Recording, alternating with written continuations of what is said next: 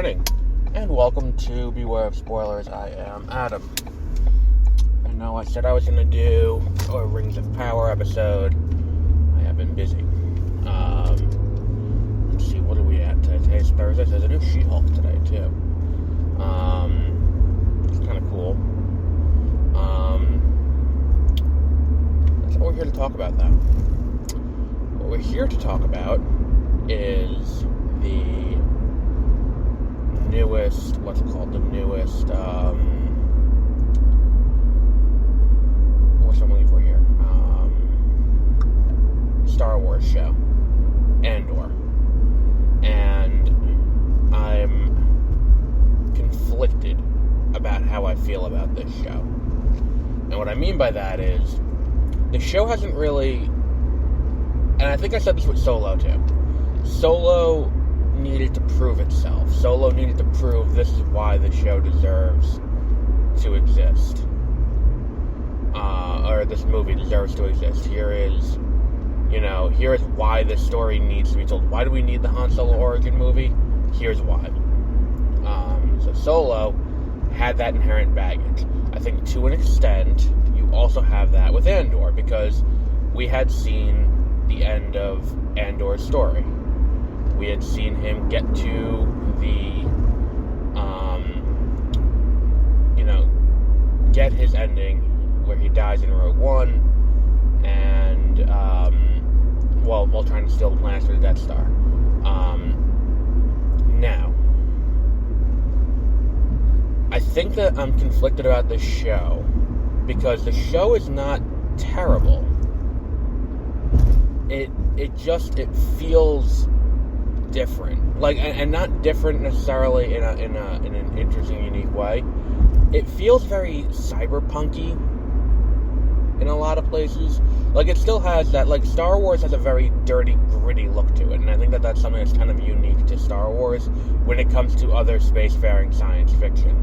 When we look at Star Wars, you end up with these things that, this is not, what's it called? Like Star Trek, where everything's sleek and clean and sterile. Star Wars is kind of dirty, gritty, lived in. This is a world that people and aliens and all of that exist in, and that is, where it, why it's different. It's these, it is not the same thing as everything else.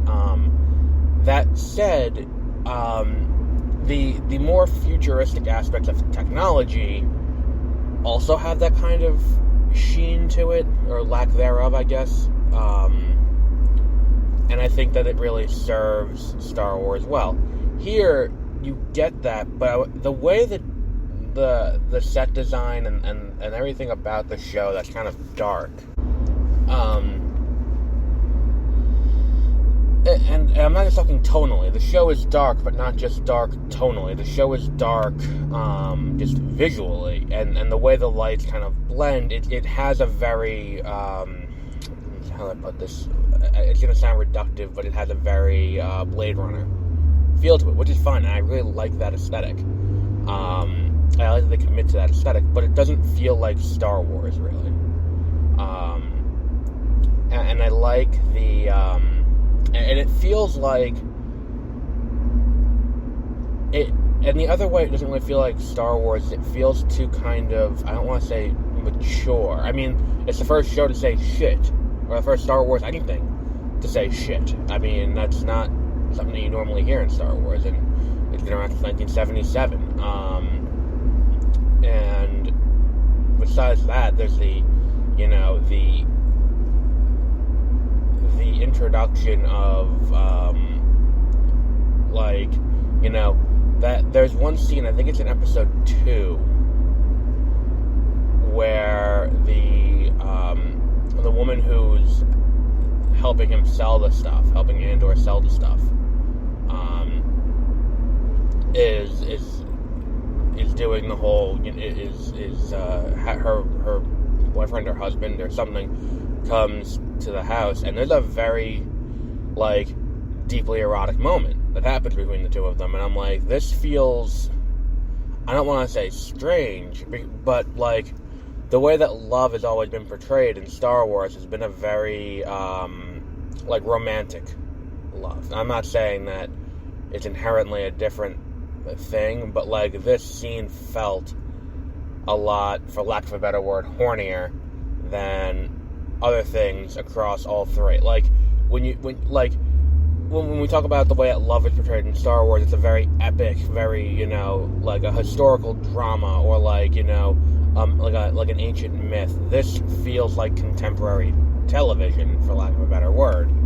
And I feel like these things are kind of meshing, and it's kind of making it where I'm looking at this show, and I'm like, this doesn't exactly feel like what I've come to expect from Star Wars. Not that it's necessarily bad, or that Star Wars couldn't benefit from this expansion.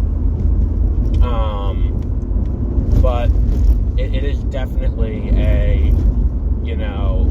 it is definitely a departure from what we've come to expect, and it does need to expand its horizons a little bit, and I think this is a good step in that direction. What else was there? Diego Luna's great. I mean, I really like his performance. I like the way that they're kind of setting this up, where he's trying to get off of, where he gets into that fight, and him escaping authorities after that fight is kind of escaping, and you get this kind of interesting blend, I think at least, between original trilogy and prequels, which is fitting for the time period, because the difference between the original trilogy and the prequels is the original trilogy is about fascist government. You have this the Empire is a fascist organization. It's a fascist, it's a theocracy, but it's a fascist, organization.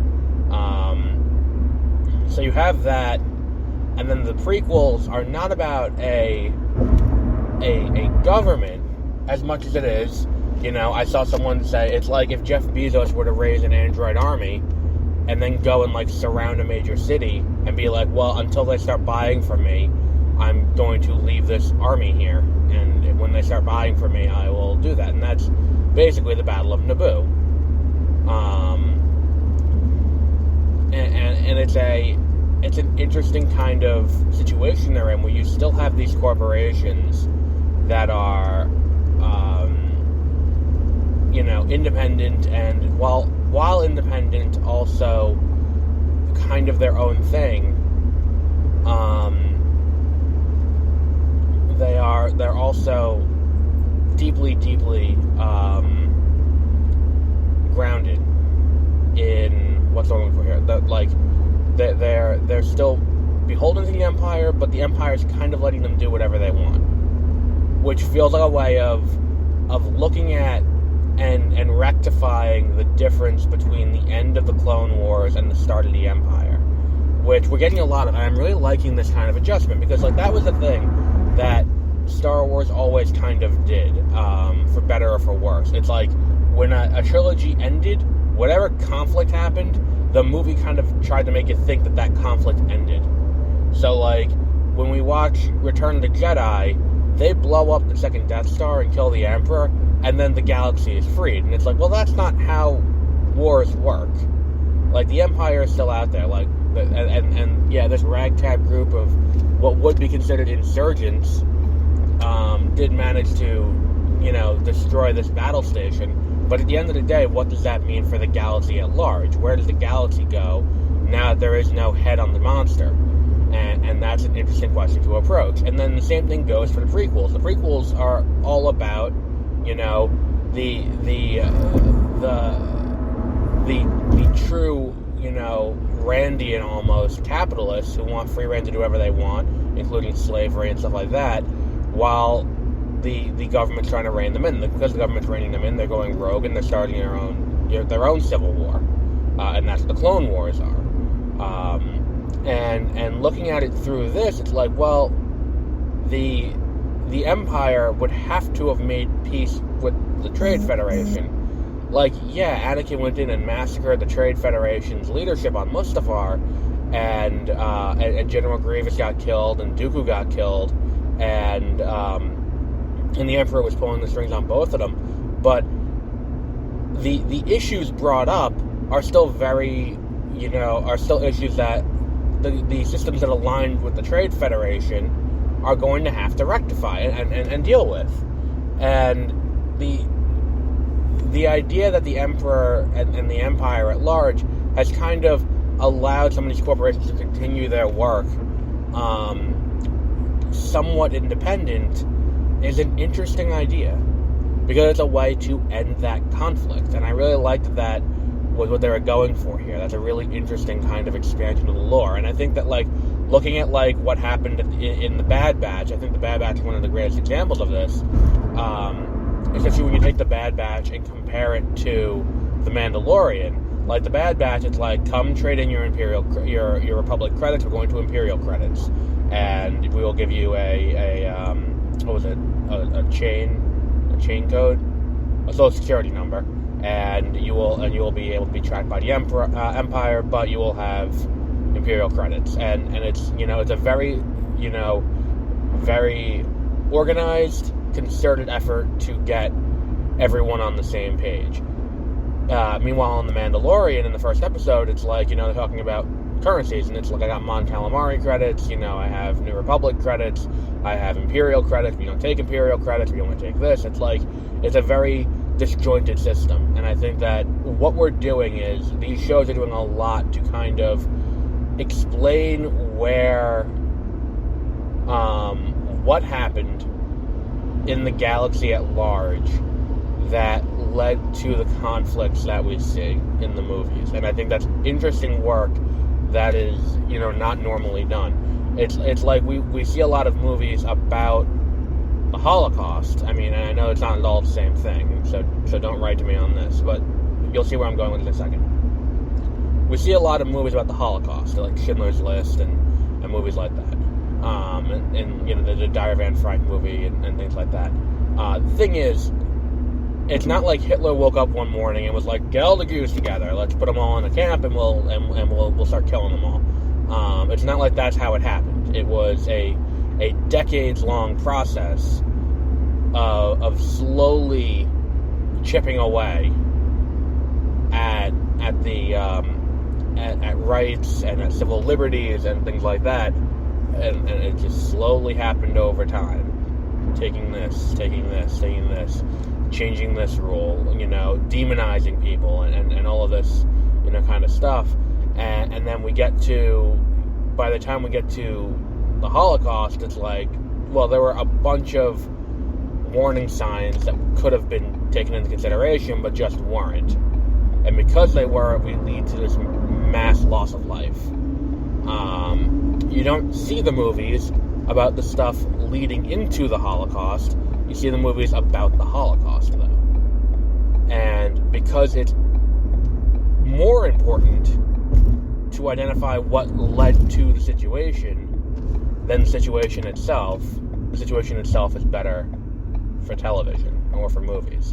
And I think it's interesting that Star Wars is taking this approach, and they're showing us it is the part of the Wikipedia page that is contributing factors that leads to if you go up to a World War II Wikipedia page, there were, like, contributing factors. Or in a textbook, there's a page, there's, like, a thing before every war unit that's, like, contributing factors. What led up to this war happening? And that's what these shows have been. It's what happened that led to this event. And it's an interesting approach for storytelling, and it's giving a lot of leeway for writers to come in and be like, look, here is, what happened and how people reacted. And I think that, one of my favorite things of this show is showing the partnership between the corporations that are running systems and like the authoritarian rule that they have. And then it also kind of recontextualizes the line in A New Hope a little bit, in a really interesting way. Because the system that he's on now, that I cannot remember the name of, the system that he's on at the beginning of the show, is basically run by the corporation. it'd be like if, let's use Amazon as an example again. Amazon has a town that has a factory, and they have a warehouse, and they have all this cool stuff, and it's like, all right, they basically run the town. Or like, let's use Disney as an example. Disney basically runs Anaheim, and Anaheim is there, and they run, they control the politics, they control everything about that town basically right now. Then what happens is, now say the state of California were to be like, all right, well, you know what we're going to do now? We are going to, we're no longer going to have a state senate, we are no longer going to have a state house or state assembly, whatever the hell they call it in Arizona, or in California. It's like, we're no longer going to have that. Local organizations, local governments are going to be completely in charge of what happens there. And then all of a sudden what you're going to end up with is now, Disney basically runs this plot of land and it's theirs. And that is a very interesting thing, because before it was just, we're going to let the local systems rule themselves. And now we're seeing, so we're letting the local systems rule themselves, but at the same time, they're still beholden to the empire to follow the empire's rules. But by and large, you're not allowing them to. You're taking away a lot of power from the people and putting it into the hands of the corporate. It's a very interesting approach to adjusting the politics of Star Wars in a meaningful way, without doing anything too drastic. It's a really interesting approach. I'm really digging it. And I know in the beginning it sounded like I wasn't this excited for it, but, it is one of those things that, like, the more you think about it, you're like, this is really interesting, from a geopolitical standpoint, more than anything else. And that's what I kind of like about what they're doing with this, with these shows and expanded universe content, is they are keeping the fantasy elements, but also expanding it in ways that you wouldn't anticipate a fantasy series to really expand. Because at the end of the day, that's what Star Wars is. Star Wars is just a fantasy series, because it's swords and sorcery, but in space. And the idea that this whole what's I'm looking for here? This whole this galaxy also has the same issues that any other governmental institution would have, makes it really kind of an interesting change and an interesting shift to an extent. It makes me look forward to the further episodes. Now, you're hearing this on the day after the thing came out, because Disney did not give me screeners. Look, I will shit on Warner Brothers any day. Warner Brothers gives me screeners, though. Warner Brothers let me see their shit early. Disney does not. So I think I'm being pretty even keel with how I handle this stuff. If you go over to 30-minute reviews, you can hear, yesterday I put up an episode talking about what we're going to do for the 8th anniversary episode next August, and I did my first play test yesterday, or 2 days ago at this point. Yesterday I did a second play test, and I think we got a little bit further, so I think we're going to do it that way, if people so choose. It's going to depend on how it looks when I watch it, because it opens up the world quite a bit, the new way that I did it. And then also, if we adjust where we start recording from, that will also add to the enjoyment, I think. But we'll wrap up there for today. So until our next episode, have a great rest of your week.